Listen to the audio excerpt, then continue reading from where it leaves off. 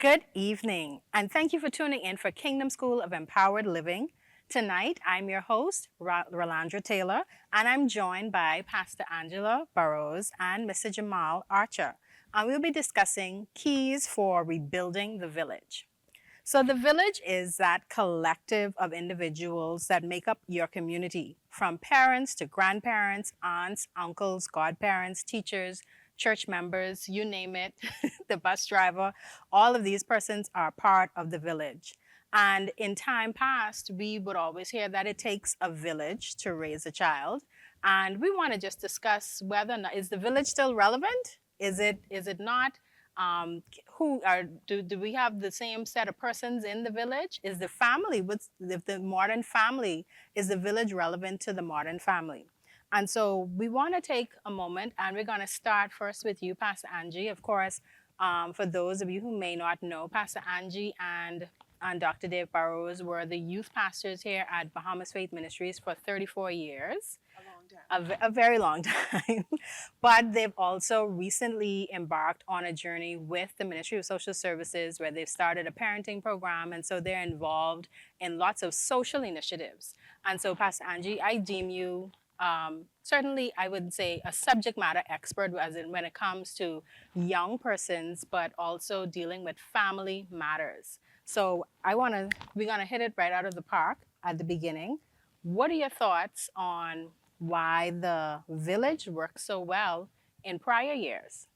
I think the village worked so well in prior years because sometimes may I share my personal Oh, of experience? course. Okay.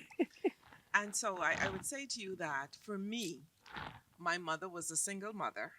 And so that is a different dynamic from most persons, even back in those Mm-hmm. days, Rolandra. And she had to work. As I recall my mother working for most of my life. And so while my mother was at work, she had to ensure Mm-hmm. that there was a system in place to care for me. Mm-hmm. And a system, you call it a village, a system of people who had similar values. Yes. Now, we talk about a village, but for me, the village, it's important that the village is comprised of persons with similar values Mm-hmm. because more damage, I believe, is done when the village have contrary opinions. And so, for me, definitely the village assisted greatly and it was effective in my upbringing. Mm-hmm. So, the village was relevant then. Is it relevant now? That's a question. Um, I wouldn't answer. I have an answer, but I'll allow Mr. Archer to answer or you to answer. But the village was really important in my upbringing. Mm-hmm. Well, you raised an excellent point in terms of the village, the stakeholders of the village having similar values. Because if you have a principle and you believe in spanking, let's just say, you put it out there, and someone in your village may not believe so, or you may want to try gentle parenting, let's say, and someone in your village may say, you know what, you know, it's okay to spank a child. That's a problem. That's a value, and so you have to make sure that that is something that you're on the same page. But I've always heard, my dad would say, when they were growing up, if you did something down the road, Miss Susie down the road, she dealt with you then, and the word got back to home before you even got home.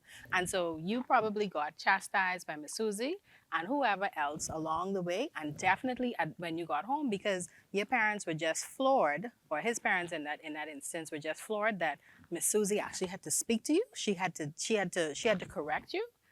So, it was just understood that, wherever you were, even if your parents weren't there, someone else was there and they could definitely chastise you, they could correct you. And it wasn't seen as something that was so demeaning, it was seen as something that was helpful, you know? Quite so. And yeah.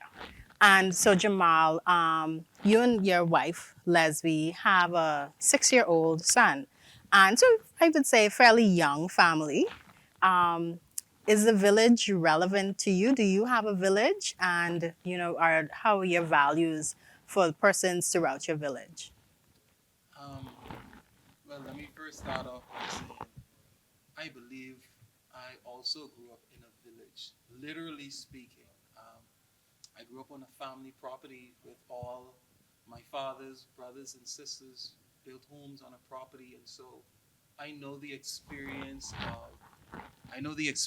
of going next door to have a meal. Like literally, I'm home. I know about sleepovers with my cousins. Anyone on property could discipline me. Mm-hmm. Um, in terms of values, I grew up. My grandfather was a deacon in the church. My grandmother was a mother in the church. All of their children and my father were members in the church. So there was unity in values and principles. But to the question on whether or not the village is relevant, definitely the village is still relevant. However, I believe that um, we no longer have the village that we once had. I think we are now living in a time where there's so much more isolation, a society that is so much more individualistic. Mm-hmm. Those collectivist cultures and values that we once saw, where the entire community felt like they had a stake in your development, we see less of that today. We see more persons wanting to um, close the door or close their gate and deal with who is within their homes. Of course, that have a lot to do too with the fact that with media and the multiple philosophies of life that are being Mm-hmm. exposed and shared, you don't want some foreign value system to infiltrate your village. And so you're reluctant sometimes to the detriment of um, the village. I Mm-hmm. also want to point out that a village is a section of the community, not the community. Mm. And sometimes what we've been seeing is the issues of the community, they've been negatively impacting the village. And the goal of the community should be to assist the village.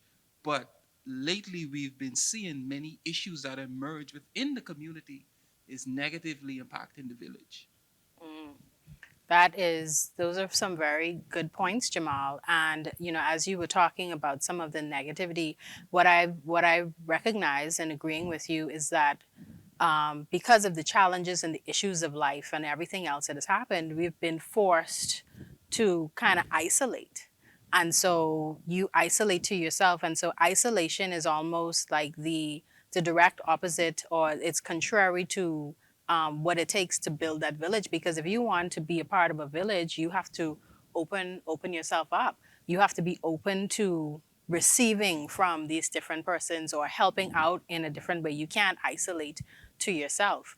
And I think even in terms of the pandemic, and we were talking, sharing a little earlier, the pandemic was a major factor, perhaps for in the last 3 to 4 years. And we had Hurricane Dorian and other things that would have happened as that would have closed the village off, so to say. And I'm really hoping and praying that as things continue to flourish and rebound, that we see persons begin to open up again, begin to open up to the idea of accepting a village, begin to open up to the idea of being a part of that village, to being a part of that support system for the family, for the networks within the community. So May I say something about yes. that? That is so, but I find even that even before the pandemic, there are persons who made a critical decision Mm, when they had children that no one would discipline their children. No one would what they call interfere in the lives of their children. So people decided that I don't want my children to be reared the way I mm-hmm, was reared, because they feel like now I'm more educated, I'm now exposed, and that's a primitive way of operating. mm-hmm, And so in my experience, that's just my mm-hmm. experience, prior to the pandemic, there are persons, you have people, their sister cannot discipline their children. Yeah. And sometimes they would say, well, don't leave your children with me if I cannot discipline them. Mm-hmm. Discipline meaning corporal punishment. Yes. Yeah. Because if I believe in corporal punishment, you don't believe in corporal punishment, there's a clash of values. And so Mm-hmm. we had that challenge as well. Hmm. And I would agree. And I think what's happened is, we would have had some experiences perhaps as, as you grew up. And so our reaction is that knee jerk reaction to sway Yes. all the way over to Yes. the other side rather Yes. than just adjusting. So, okay, something happened when you were a child. You probably got chastised by Miss Susie or Uncle Bob or whomever it may have been. But it may have been something that was helpful for you. But you saw that note in something maybe you were embarrassed and you just said, you know what? When I grow up, no one is going to do that for my children. I am going to do X, Y, and Z. I'm going to do it all myself. But that's not, it's not feasible. And it's certainly not feasible for the long-term development of children. I think what we're finding is that, we are social beings and we need a certain level of interaction. And so when you hear just from one set of opinion over and over and over, it kind of like sets you on a track where that's the only thing that becomes your belief. But there's so much. The world is so much wider, and so if you're able to benefit from the opinions and from the direction and from the correction of grandparents and godparents and all of these other persons, you can be all the more better. You can flourish into a more well-rounded individual because perhaps some of these persons had been have gone to greater extents than your parents have, and they're able to help you along that way, and you're not closed off. Jamal, did you have? I know you mentioned that you certainly grew up in a village of your own, so to say, on the generational property. I would call it. Do you recall any experiences that you felt were helpful for you as you grew up um, in that village? Um, well, I would say what I found to be helpful was um, having grandparents that were married for like 80 something years. Mm, I think it significantly impact the value I have for marriage and the importance I believe marriage is for family and the community.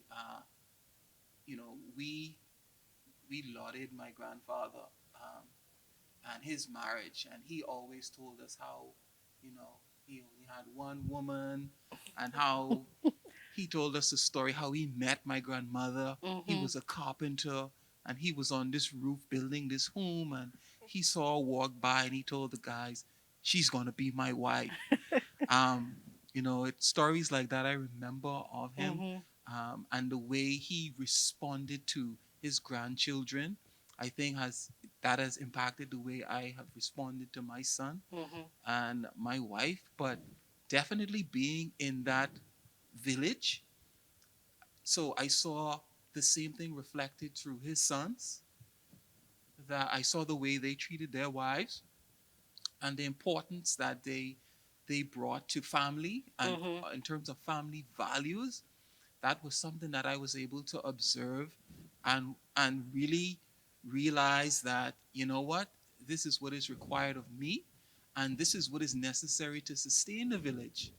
Um, and so my grandfathers and my grandmothers, their lifestyle, the way they operated, the way they treated us, Mm-hmm. the way they disciplined us, you know, we were all treated equal. Mm-hmm. You know, if seven of us did something wrong, you get equal spanking. If seven of us did something good, you got equal reward. Yeah. And so, even this concept of equality and equity, I learned this in this space. Mm-hmm. Earlier, we talked about it was mentioned that, how sometimes the younger generation, they, after being exposed, they don't want to discipline their children in the same way. We live in a time where there, you see more this concept of autonomy, human Mm-hmm. autonomy, and individuality, and you know, children have a right to choose what happens to them. While I agree with that, um, it has moved far, far away from the idea that there are responsible, loving persons in the village Mm-hmm. who's so caring that would discipline and love Yes. and Yeah. believe that this is in the best interest. Because, of course, at a Mm-hmm. certain age, children don't know what is in their best interest. Mm-hmm. Right. They do what makes them happy.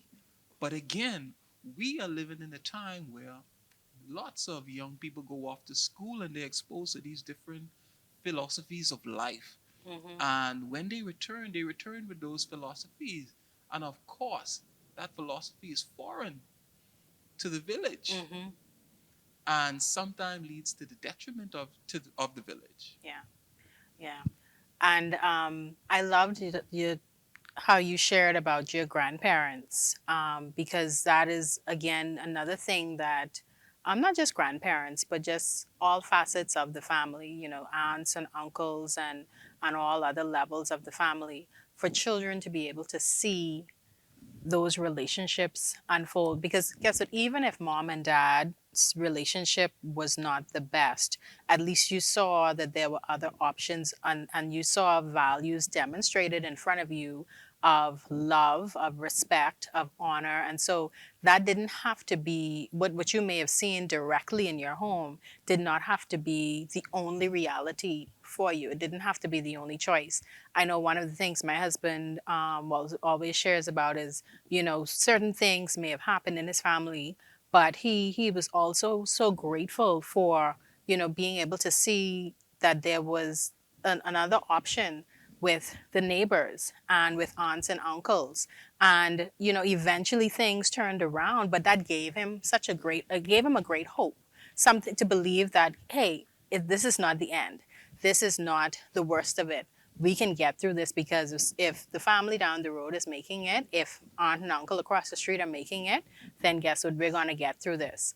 And you mentioned about children going off to school and coming back and having lost, I guess, some sort, in some ways, some of the values that they may have grown up with.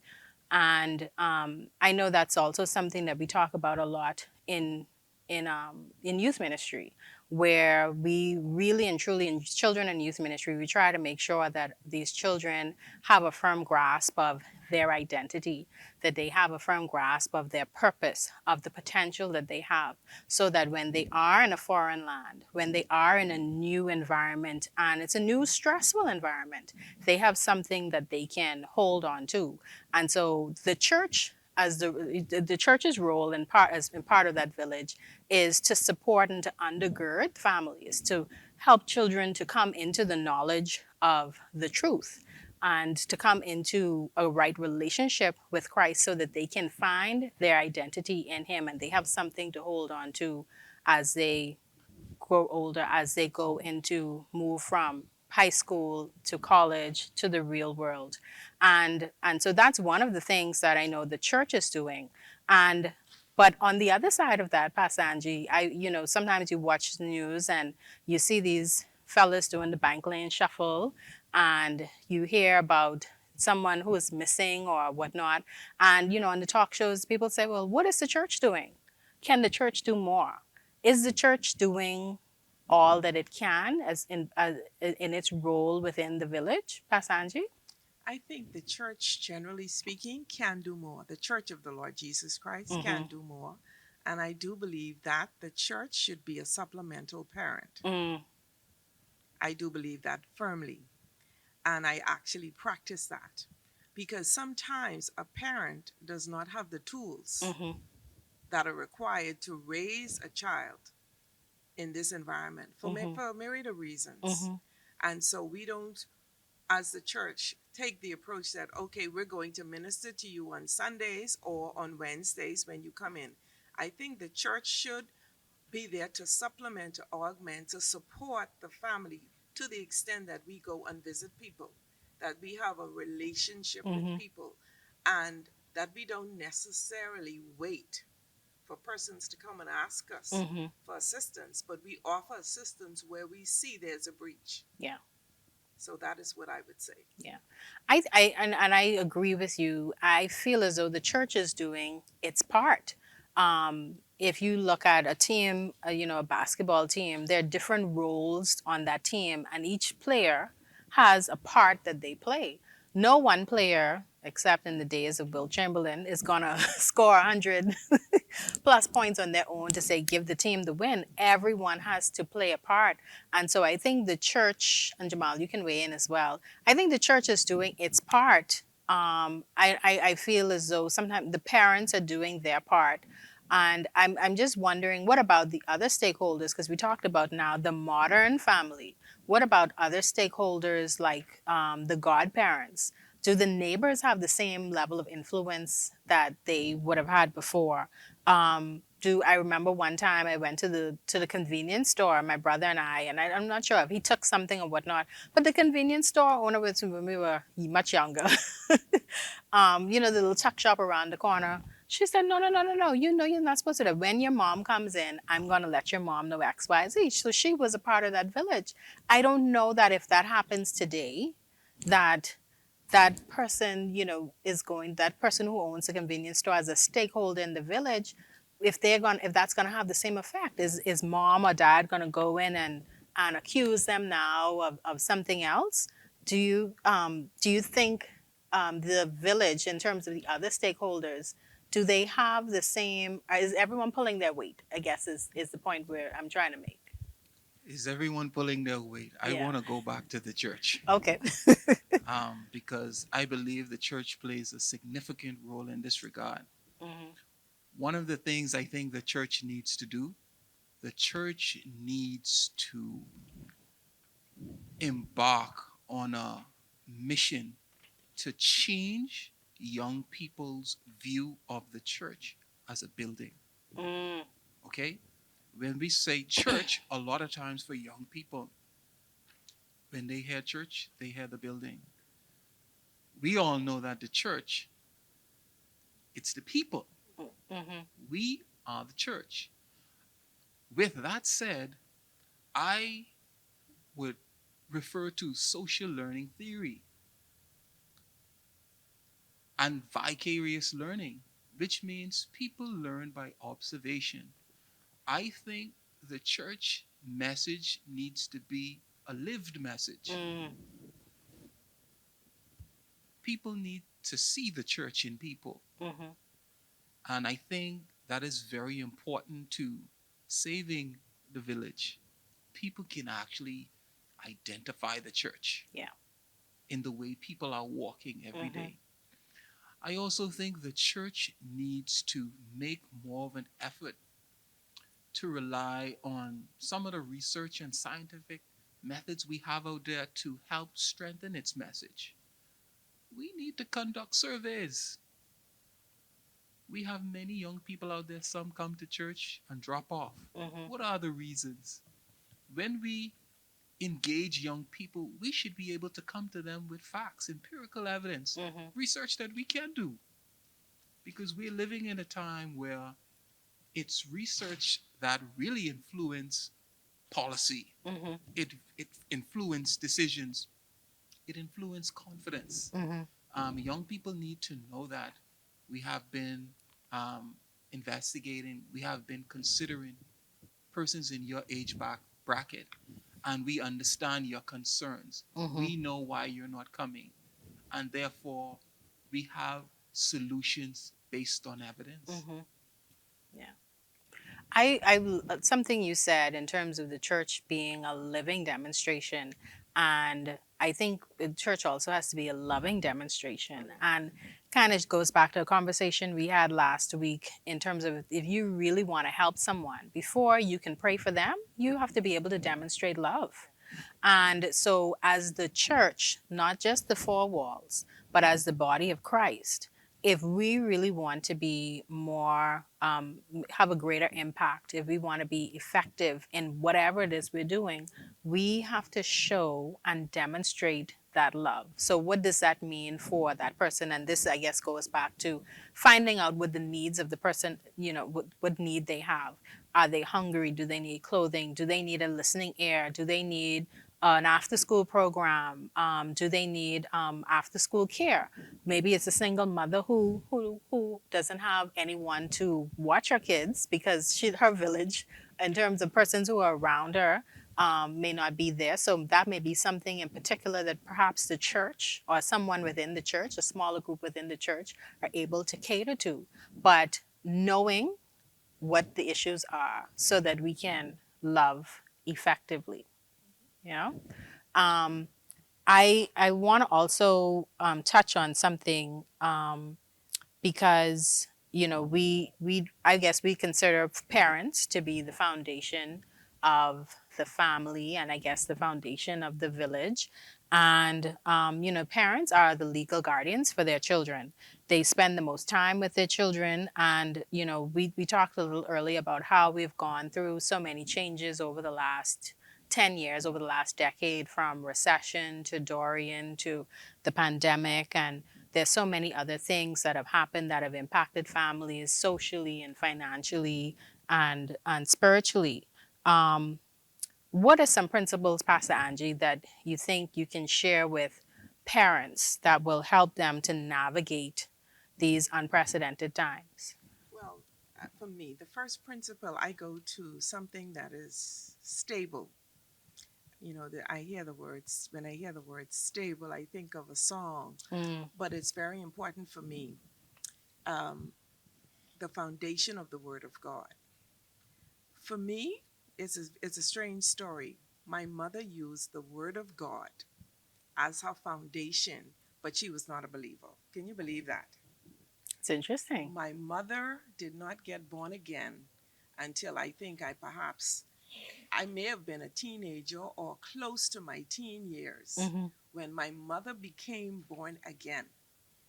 But my mother used the Bible Mm, as the foundation for my training. And I do believe that, some people may say, okay, you use the Bible, it's a cliche. These are tried and tested principles that work. yes. And they worked for her through her influence in my Hmm. life. And so I do believe the foundation is the Word of God. But you also must have people around you. Hmm. My mother gave me the foundation of the Word, but she had a village Hmm. that impacted me. Hmm. And I have an interesting story. We don't have probably have time to tell my story. It's quite opposite to Jabal.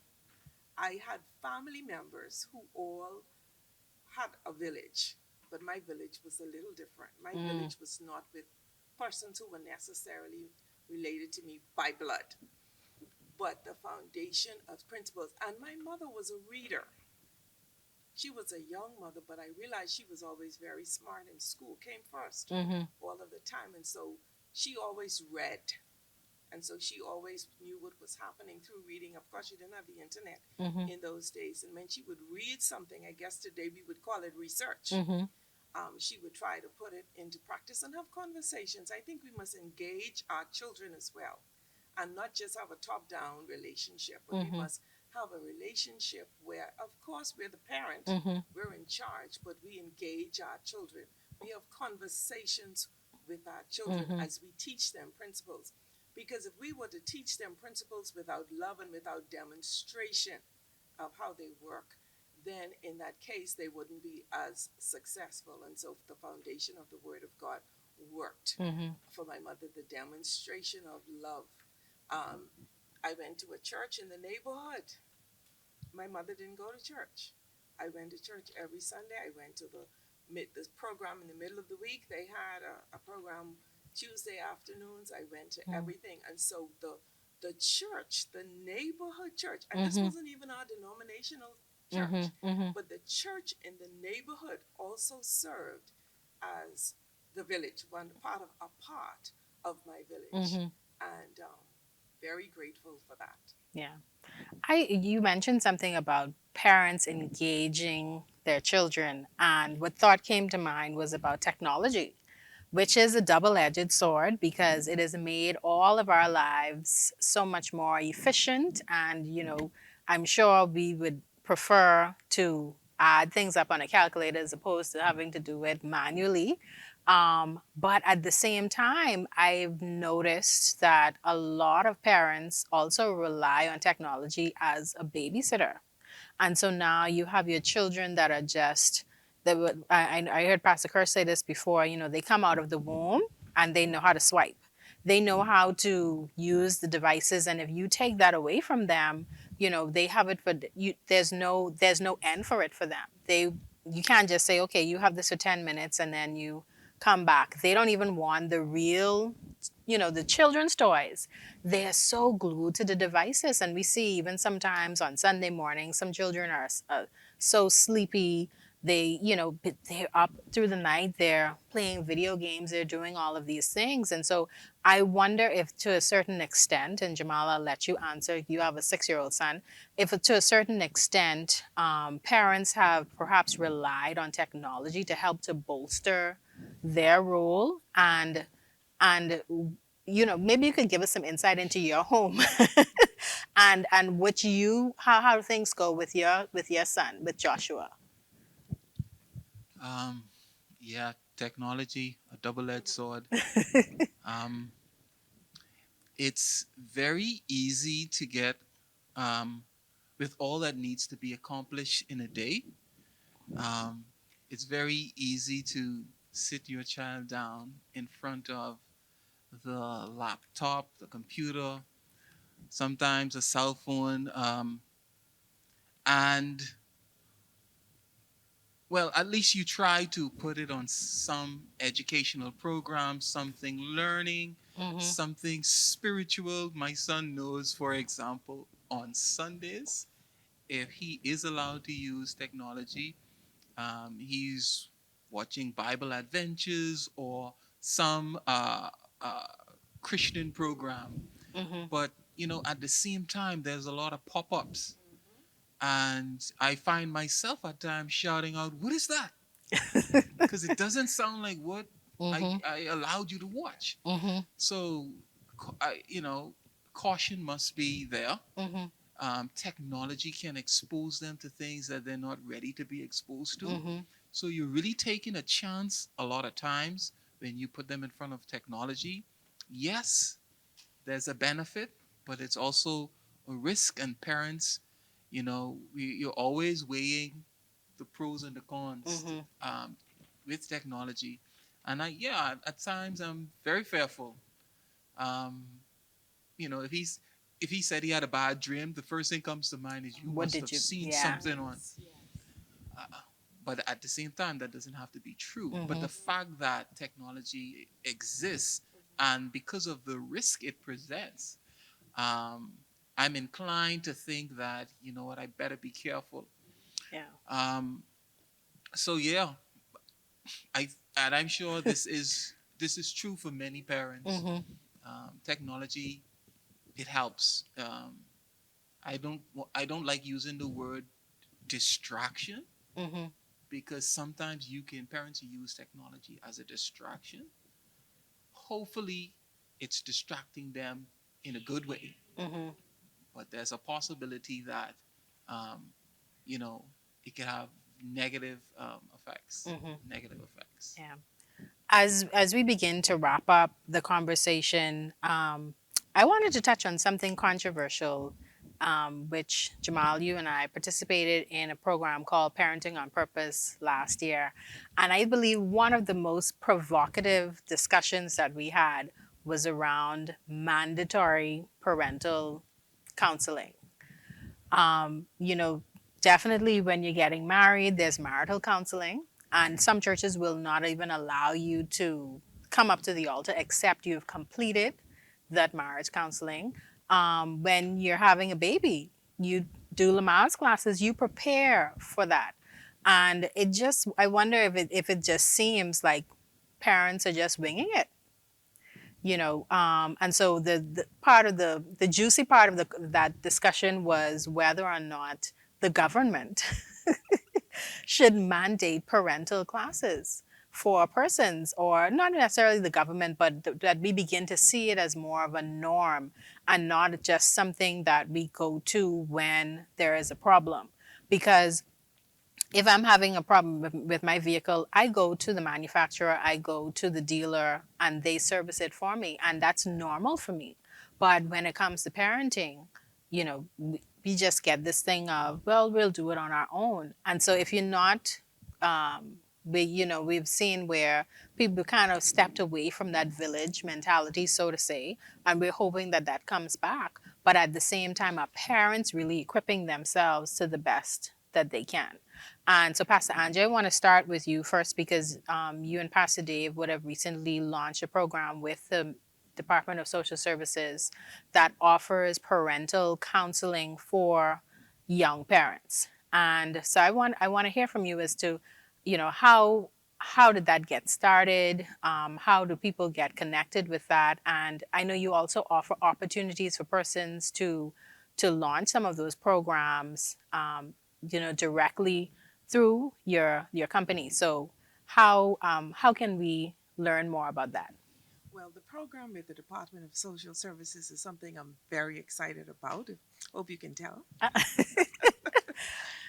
It's a program that my husband and I, decided to offer our services Mm-hmm. um, because we feel that as Christians or believers, whatever we want to call it, we can complain about what's happening in our country. We can complain about Mm-hmm. what's happening in our environment, but are we prepared to be a part of the change Mm-hmm. that we We need want to to see. see? And we don't just want to be people who talk about what could be, we want to be persons who assist in making that a possibility. Mm-hmm. And so my husband had me contact one of the social workers from the church who connected me to the chief social worker in her area. Mm-hmm. And we were able to launch a program with social services where we go and we provide, and everything is free of charge, where we provide lectures, where we provide interactive discussions with parents. And each parent also gets a Kingdom Parenting book for free, and we engage them. Some persons are there in person, and then some are online as well. And so that is something that I think has helped parents. I was surprised that people are as open as they are in terms of Mm-hmm. asking questions. And because Pastor Dave actually is a social worker in terms of his degree, and so is mine. So I guess it never left us to Mm-hmm. care for society. And so we do that. We also counsel parents as well. And if it's something we can't handle, we know we have great Mm-hmm. resources. We know who to refer people to. Mm-hmm. And so I'm happy to see that people are becoming more open, Mm-hmm. because in prior experiences, persons weren't really open. And I know we haven't touched on this, but what happens in so many families, why people don't want the village to raise their children, going back to something you said, is because they were abused. Mm-hmm. Um, Corporal punishment was taken to the extreme, and so they don't want that to happen to their children. But so, and other persons grew up in homes where this was heard. What happens in this house stays in this house. Yes. And so, having those counseling opportunities, having the opportunities to partner with the Department of Social Services is assisting to some extent. Mm-hmm. Hopefully, um, we'll see greater impact, Yeah. but it's helping to some extent with that. Yeah. And this is an excellent resource. I started going through it, and what it is, it has a devotional component to it. It's called Kingdom Parenting, and it was written by Dr. Miles Monroe and Dr. Dave Burrows. And it goes through everything from the foundations of parenting to building relationships. That was something we talked about. How do you foster those relationships? Connecting principles. And then also there's a study guide. And so this is what really gives you those kingdom principles for parenting, for raising children. You prayed to be fruitful and to be able to multiply. And so now to be a good steward of the gift that God has certainly blessed you with. And another resource here, this is the booklet from Parenting on Purpose, the program that Jamal and I were a part of last year. And that training opportunity, it was a very rich and a very different experience. We did it as a small group, And so I'll just, Jamal, I'll allow you an opportunity to share a little bit about parenting on purpose and maybe some of the greater takeaways that you had from that program and how you would want to encourage any parents or persons who are part of the village who are listening or watching tonight. Yeah, parenting on purpose. That was um, it was a great experience. Actually, it was my wife's idea. She did the program first, and then she recommended that I do the program, and I did enjoy it very much. I enjoy the community aspect of it very, very Mm-hmm. much. Um, so how the program usually went was we would watch a video where we learn about what is required, what is expected of parents. We learn some of the values that we should um, hold dear to us as it relates to parenting our children. After that, we would move into a discussion with persons in the small group where we would find out some, I guess, some about each person's uh, what they experienced growing up in terms of Mm-hmm. their relationship with their parents, and that was also very interesting to, you know, to learn about the perspectives of other people and their experiences, and then to be able to share yours and to use what you would have learned to strengthen your relationship with your Mm-hmm. child. The program, what was interesting was you often hear that there's no manual that comes with being a parent, Yeah. but the booklet was almost like a manual. Mm-hmm. So I would like to say for this program, you get a manual on how to be a parent, and it reminds us that Mm-hmm.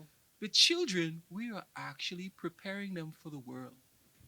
We are preparing them to go outside of the home and to be almost, they're like to represent the family Mm-hmm. brand almost. So those values that you instill in them, this is what you expect for them to show the world Mm-hmm. and to be mindful of. As parents, we expect our children to be wonderful husbands, wonderful wives, excellent fathers, excellent mothers, but they're learning these things as children. Mm-hmm. And so every day with your child, you're planting seeds Yes. and you're hoping that and praying that those seeds come to fruition, Mm-hmm. right?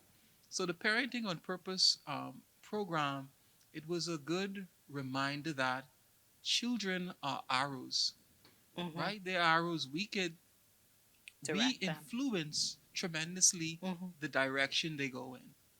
I think it's B.F. Skinner, who is a psychologist, who said, "Give me 100 children, age 2 and below, and I can make them into anything you want them to be." Mm-hmm.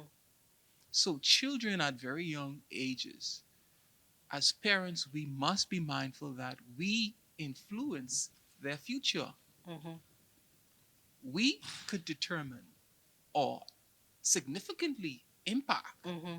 where we want them to be. So if they are not all that we want them to be, we are part of the reason that that is the situation. Yeah. So, parenting on purpose, it is exactly that. It reminds us that parenting is for a purpose. Mm-hmm. And we know from scripture that God has a purpose for all of our lives. I say this in a new book that I'm writing. It's God's purpose and Mm-hmm. our assignment. So we are preparing children for their assignment in this life. Mm-hmm. Well, you heard the announcement here, folks, first, that Jamal is writing a book, and I'm excited to see the pages unfold. But I just want to touch on something just before we close: is that it's never too late. I think wherever you are on your parenting journey, wherever you are in your family journey, whether there needs to be forgiveness, whether there needs to be some type of correction, it's not too late. If 5 years have passed, if your child is now a teenager, if they're preteen, if they are 21, if they're in college, you can still, there's still time. Don't put a full stop where God has placed a comma. And so, as a parent, as a member of the village, if you're a grandparent, if you're aunt, if you're uncle, sometimes we see things and we see children going down a particular path, and we're like, oh, I'm not going to say anything. But I believe that God allows us to experience certain things or to witness certain things because He's perhaps already given us the solution for that. And so it's for us, just like Nehemiah, to seek God. When we're talking about repairing the wall, we're talking about repairing the village, to seek God, to see what it is that God would say, to get the direction from Him as to how to approach it, to get more persons on board, but not to stop, because there will be attacks. There will be things that will come to distract you. There will be things that come to delay you, but do not stop. And so I want to just leave our audience with that it's not too late. It's not too late. Pastor Angie, thank you so much. Jamal, thank you so much. And we want to thank all of our viewers here for another Kingdom School of Empowered Living. And we want to invite you to join us on Sundays here at Bahamas Faith Ministries, 10 a.m. You can catch us online, or come on down here to the Miles E. Monroe Diplomat Center. Or you can connect with one of our smaller groups, whether it's Real Men, Women of Excellence, our children or youth programs, whatever you may need. If you need counseling, I'm sure there's a number at the bottom, or you can call into the church. You can go online. You can send in your prayer request. We want to connect with you. We want to make sure that we are doing our part as part of the village to make sure that we are impacting the world for the betterment of the kingdom. Good night. Thank you for watching this week's Kingdom School of Empowered Living. If you've been blessed by tonight's program, let us know in the comments section or by emailing us at mystory.bfmi@gmail.com. Just got saved? Let us know and we will send you the book, What Do I Do Now? A 13-step guide by Dr. Dave Burrows to help you navigate through taking the next steps in your faith walk. Looking for a place to belong? Join us Sundays at 10 a.m. online or in person for our Kingdom Celebration service here at Bahamas Faith Ministries in beautiful Nassau, Bahamas. We promise you, your life will never be the same. Be sure to join us again next Wednesday at 8 p.m. for another Kingdom School of Empowered Living.